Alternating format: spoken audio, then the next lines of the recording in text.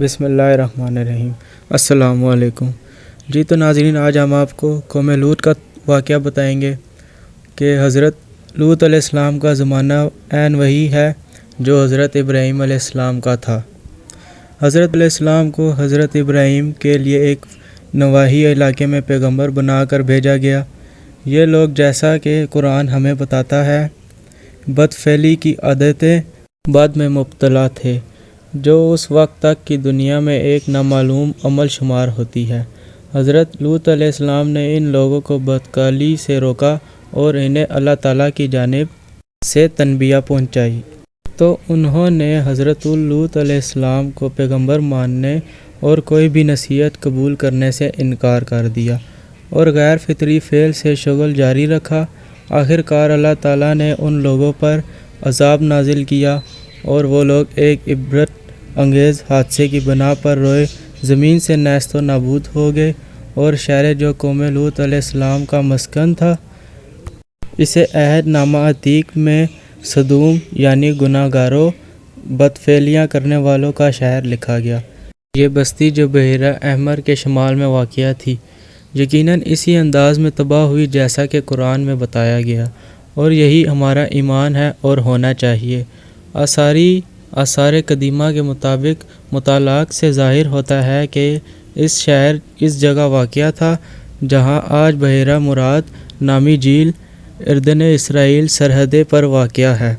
مذکورہ بالعذاب کی واقعات کا تجزیہ کرنے سے قبل ہم یہ دیکھتے ہیں کہ قوم لوط علیہ السلام کو اسی انداز میں سزا کیوں دی گئی، یہ بتاتے ہوئے کہ حضرت لوط علیہ السلام نے اپنی قوم کو کس طرح متنبہ کیا اور ان لوگوں نے کیا جواب دیا۔ قرآن کہتا ہے، لوط علیہ السلام کی قوم نے رسولوں کو جھٹلایا۔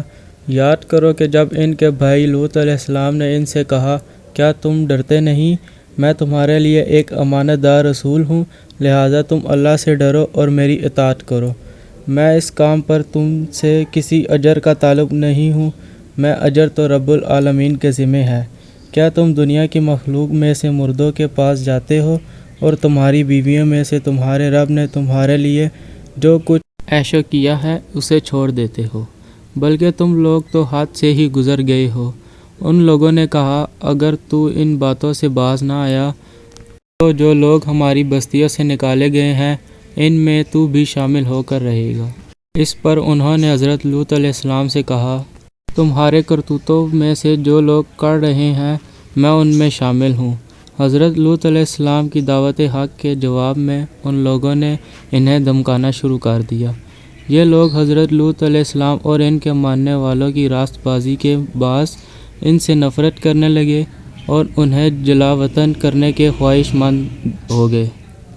دیگر آیات قرآنی میں یہ واقعہ کچھ اس طرح بیان کیا گیا ہے، اور لوط علیہ السلام کو ہم نے پیغمبر بنا کر بھیجا۔